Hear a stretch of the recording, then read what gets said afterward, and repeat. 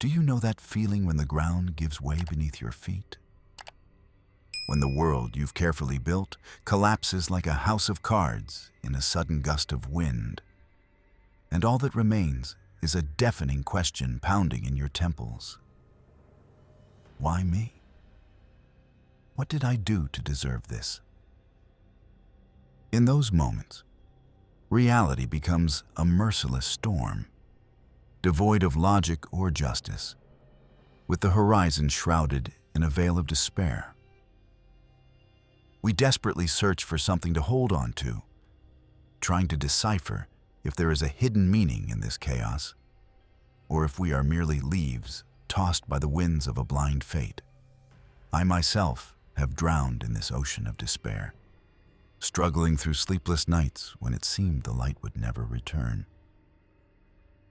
But what if I told you that a key is hidden in the very heart of this hurricane? That there exists an ancient, time-tested operating system for the human mind, capable of transforming crushing chaos into structured order and paralyzing fear into unshakable inner strength.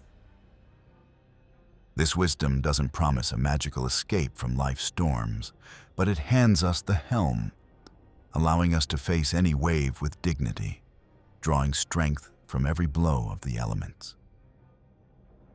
This isn't magic. It is a path, most proven by emperors and slaves, that can forever change how you see the world and your place in it. This path, as ancient as it is strikingly relevant, is called Stoicism. Forget the dusty doctrine from university textbooks. Imagine a living, breathing compass that has for millennia guided people facing unimaginable trials, helping them forge inner peace and find meaning where others saw only hopelessness. In the 21st century, an era of deafening information storms, digital anxiety, and the cult of instant success, the principles of the Stoics are not just useful. They are a vital tool for survival and flourishing. They teach us not to run from our problems, but to walk towards them, armed with the most formidable weapon in the universe, our own mind. Remember that all-consuming storm I mentioned? That suffocating feeling that the world is uncontrollable, and you are a helpless splinter in a roaring current? The Stoics gave humanity a tool brilliant in its simplicity and indestructible in its power, capable of instantly putting the ground back under your feet. They called it the dichotomy of control. It may sound academic, but its essence is as sharp as a sword's edge. In the universe, there are things that are entirely within our power and things that are absolutely beyond it. We cannot control the weather, the opinions of others, global crises, illness, or the events of the past. But we always, at every single moment, have complete control over our reaction to all of it. We are the masters of our judgments, our thoughts, our words, and our actions. Imagine an archer. He can meticulously select the perfect arrow, draw the bowstring with precisely measured force, account for the wind's direction, and aim flawlessly. All of this is within his power. But the moment the arrow leaves the string, its flight and its impact on the target are no longer solely up to him. A gust of wind might intensify, or a bird could cross its path. The wise archer invests his entire soul into perfecting the shot, not into tormenting himself over the result. So it is with us. We can put all our effort into preparing for a job interview, but we cannot force another person to hire us. We can protect our health, but we cannot insure ourselves against every ailment. By trying to control what is beyond our power, we voluntarily sentence ourselves to a lifetime of suffering anxiety, and disappointment. We waste our precious life energy fighting ghosts. But the moment we shift our focus to what is truly in our hands, our values, our decisions, our efforts, we find true, unshakable freedom. This is not cold indifference. It is the highest form of wisdom. Look at the spiritual titan Nelson Mandela, who spent 27 years in a stone cell, stripped of everything but his own thoughts. He couldn't control the bars on his window, but he was the absolute sovereign of his inner world. He could have allowed his soul to fester with bitterness and a thirst for revenge, but instead, he turned his prison into a university of the spirit, tempering his character and crafting the strategy for the future liberation of an entire nation. His body was in a cage, but his mind was forging the keys to the future. His story is a fiery testament that even in the most hellish conditions, our inner citadel remains impregnable, unless we ourselves hand the enemy the keys. But what if fate's blow doesn't just knock you down, but threatens to shatter the very foundation of your being? What if events seem not merely unpleasant, but utterly devastating? Here, the Stoics offer an even more radical and liberating principle, amor fati, which translates to a love of one's fate. This is not a submissive mumble of "such is life." It is a bold and passionate embrace of reality in its entirety, a conscious choice to accept everything that happens as indispensable material for building your very self. Imagine a sculptor. He does not curse the stubbornness of the stone he is given. He studies its form, its cracks, its unique texture, and turns them into an integral part of his masterpiece. Or consider fire. A flame does not merely incinerate. It burns away impurities and tempers steel, transforming ore into a gleaming blade. The Stoics were convinced that every event in our lives, be it a triumph or a tragedy, serves one higher purpose: to forge us into the best version of ourselves. Steve Jobs, the visionary who gave the world a new way to see and interact with technology, once uttered his famous phrase, "Stay hungry, stay foolish." But few realize that his firing from his own company, Apple, in 1985, which at the time seemed like a crushing public humiliation, became his greatest gift.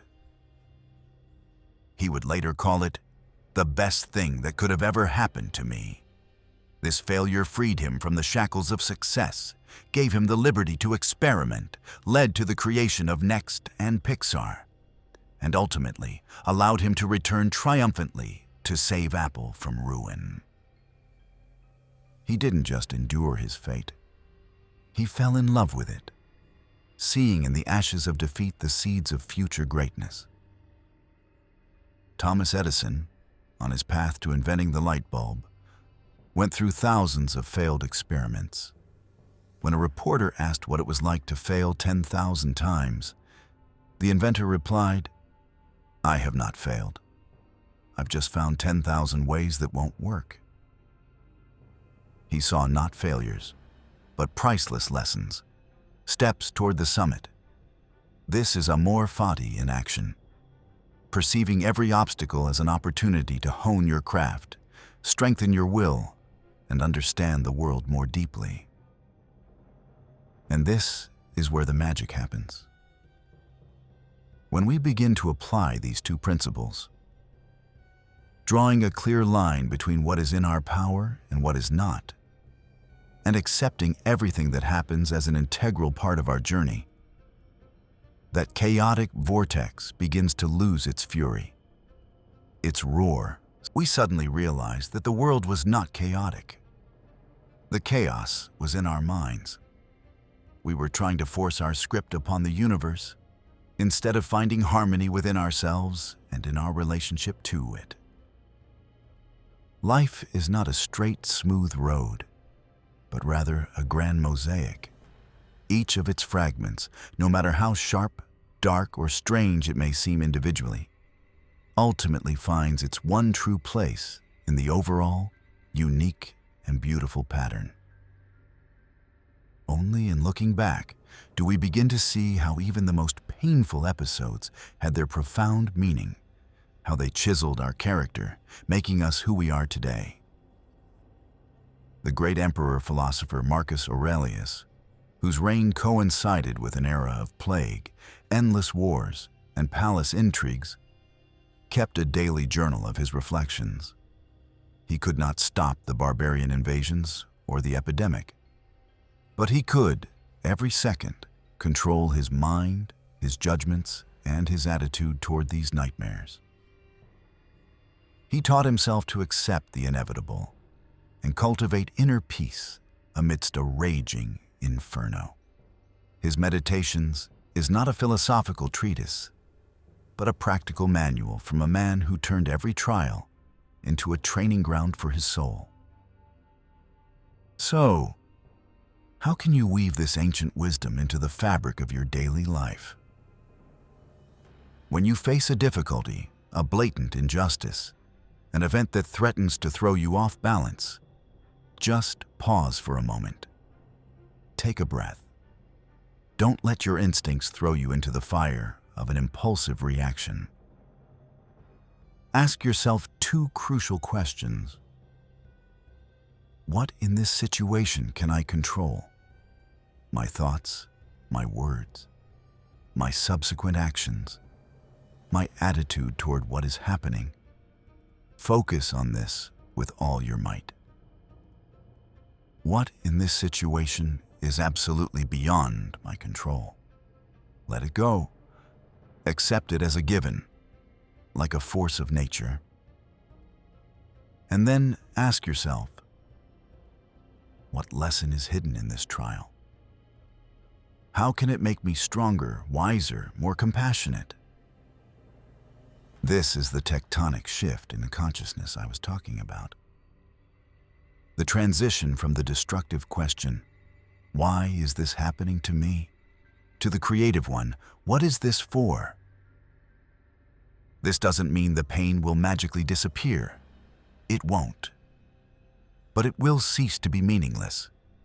It will become fuel for your growth, a catalyst for your inner alchemy.